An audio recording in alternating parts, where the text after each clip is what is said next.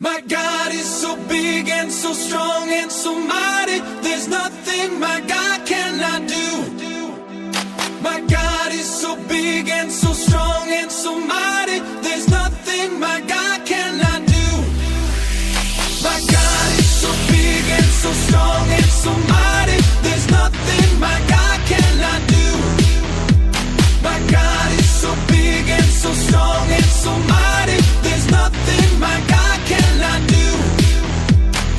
In the beginning, God made everything. God simply spoke and the world came to be.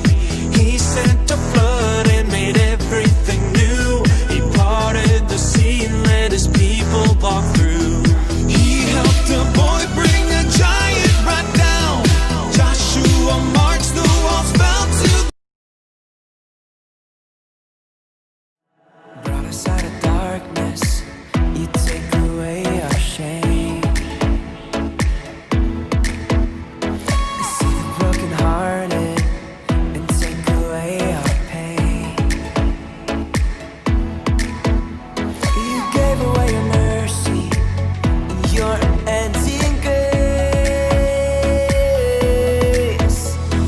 Great is your love, higher than the heavens. Your name we exalt as we press into your presence. Higher, higher, God, you are higher.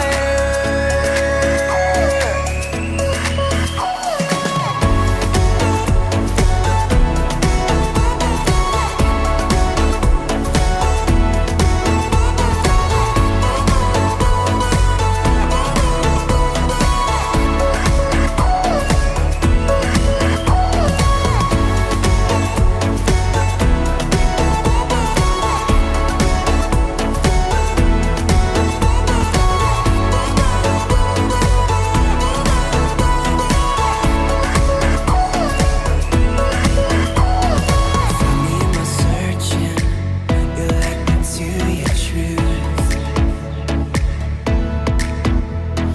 When my heart would wander, you led me back to you. You gave away your mercy and your unending grace. Great is your love, higher than the heavens. Your name we exalt as we press into your presence. Higher, higher, God, you are higher. Great is your love, higher than the heavens. Your name we exalt as we press into your presence. Higher, higher, God, you are higher.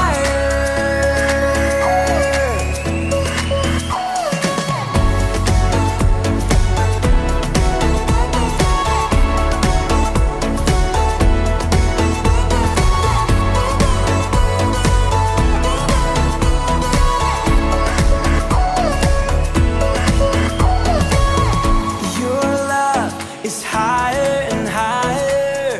You take us deeper and wider. Your name forever glorified. Your love is higher and higher.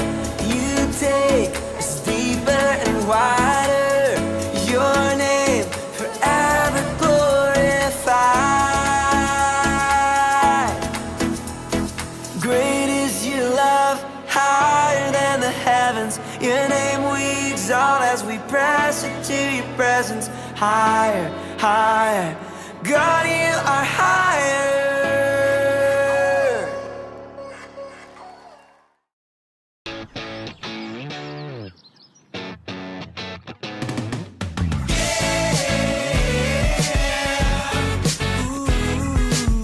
I admit that I've done wrong.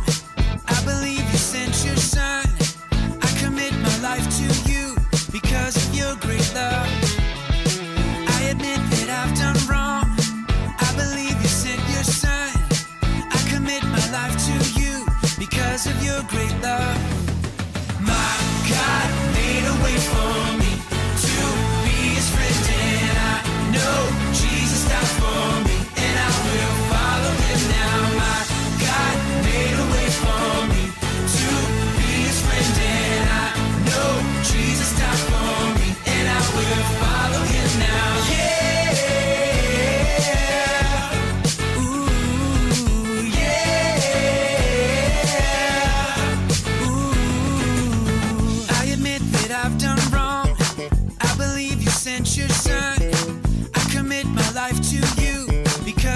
great love. I admit that I've done wrong. I believe you sent your son. I commit my life to you because of your great love. My God made a way for me to be his friend, and I know Jesus died for me, and I will follow him now. My God made a way for me to be his friend, and I know Jesus died for me, and I will follow him now. Yeah. Ooh, yeah. Ooh, yeah. Ooh, yeah. Ooh.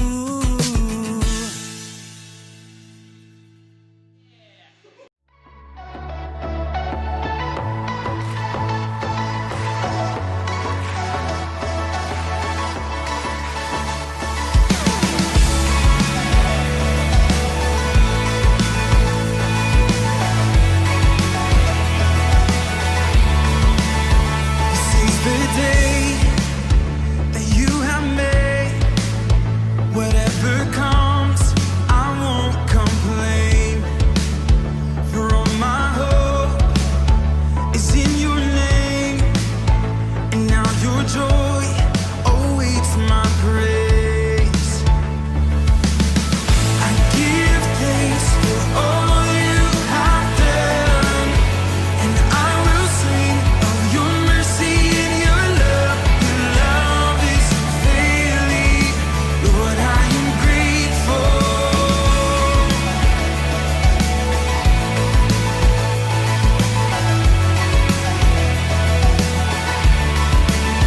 When I was down, you brought me out and set my feet on higher ground.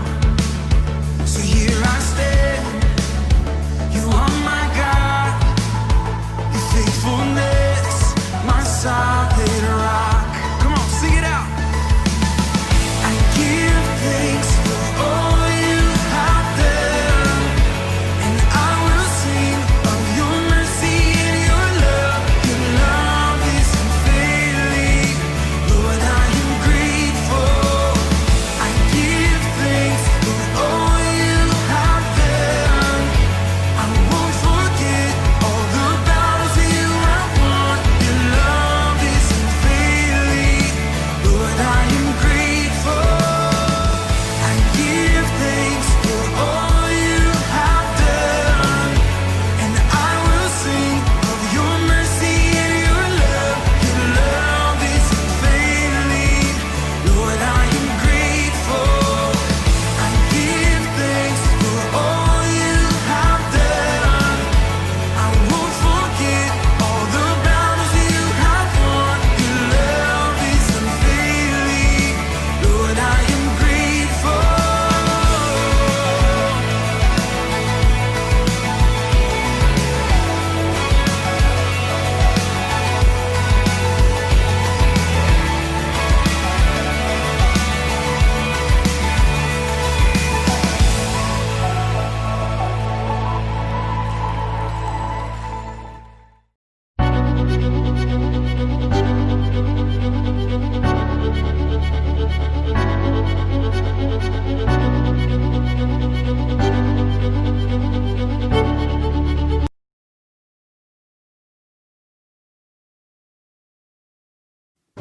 During the time of the prophet Samuel, Israel was a nation under the guidance of prophets and judges, ultimately ruled by God.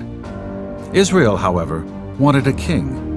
Like all other nations, they wanted a man of their own choosing to rule them. Samuel was perplexed by this idea and knew this was a bad decision. The people of Israel demanded a king. As usual, Samuel prayed. God answered his prayer and told Samuel, "Obey the voice of the people. They have rejected me from being king over them.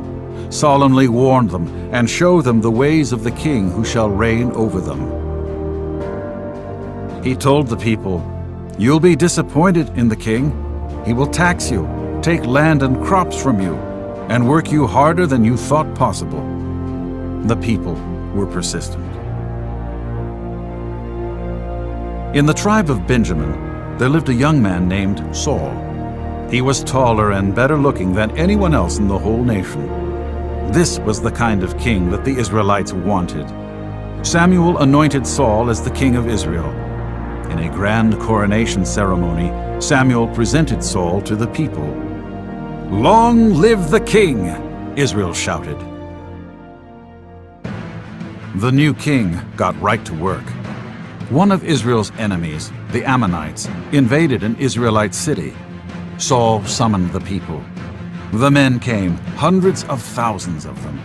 They gathered as an army, surrounded the city, and slaughtered the enemy. Saul went out again with his army and slaughtered another invading force. The more victory Saul had, the prouder he became. Israel and Saul soon forgot that God was responsible for their victory. But then something changed. After yet another successful battle, Saul was supposed to wait for the priest Samuel to come so he could offer a sacrifice. Instead, he decided that he himself was worthy of sacrificing to God. This was a big mistake. Samuel showed up soon after and confronted him. "You have sinned," Samuel told him. God's favor and blessing on Saul was about to change. Things got worse. Sure, Saul was enjoying great military success, but he was also disobeying God's commandments. As Saul came to one enemy city, preparing to conquer it, God told Saul and his army, "Destroy everything." But Saul disobeyed. Instead, he took the good stuff for himself. He didn't destroy it. He stole. God had to reject Saul as king of Israel. Later on, when God chose David to be Israel's next king, Saul's fury increased. He was jealous of David and called out his entire army to find David and kill him. Sadly, Saul's life came to an end during a battle with the Philistines. He was wounded by an arrow from the enemy. Rather than be killed by the enemy, he decided to end his own life. He fell upon his sword and died. What a tragic end for Israel's first king. They had wanted a king so badly. They thought they had him, tall, strong, handsome, and a great warrior. But he rejected God, so God rejected him as king.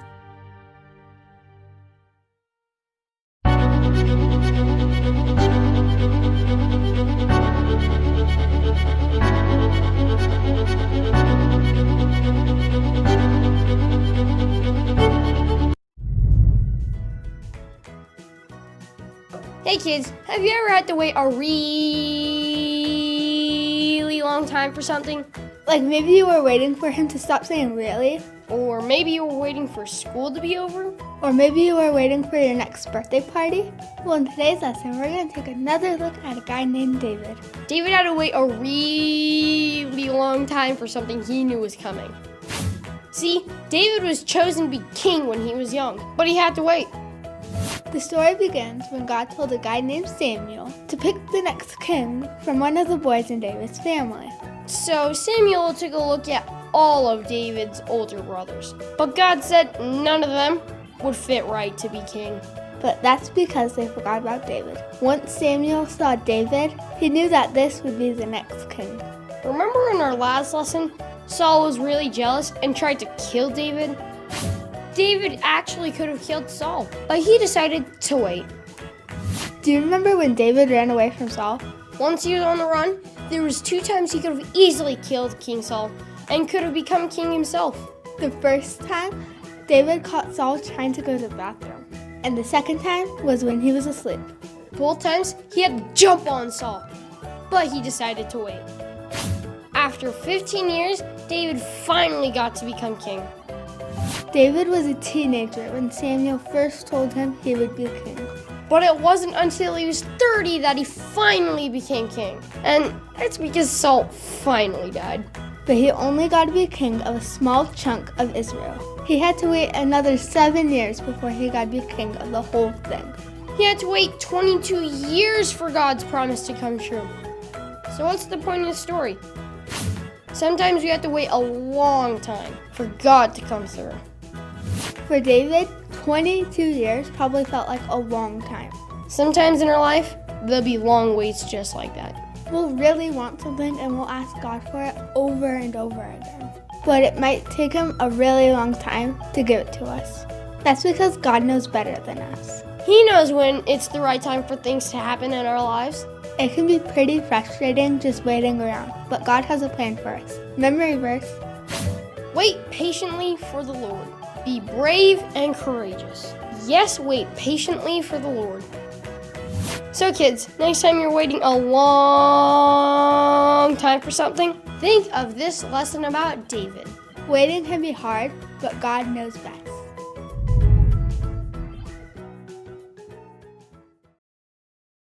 My God is so big and so strong and so mighty. There's nothing my God cannot do. My God is so big and so strong and so mighty. There's nothing my God cannot do. My God is so big and so strong and so mighty. There's nothing my God cannot do. My God is so big and so strong and so mighty. There's nothing my God cannot do. In the beginning, God made everything. God simply spoke and the world came to be. He sent a flood and made everything new. He parted the sea and let his people walk through. He helped a boy bring a giant right down. Joshua marched, the walls fell to the ground. These acts of power are worthy of praise. But if you want to question my God and his ways, I'll look you in the eye and say, my God is so big and so strong and so mighty. There's nothing my God cannot do. My God is so big and so strong and so mighty. There's nothing my God cannot do. Though we are sinners, he still gave us worth. God sent his son to live here.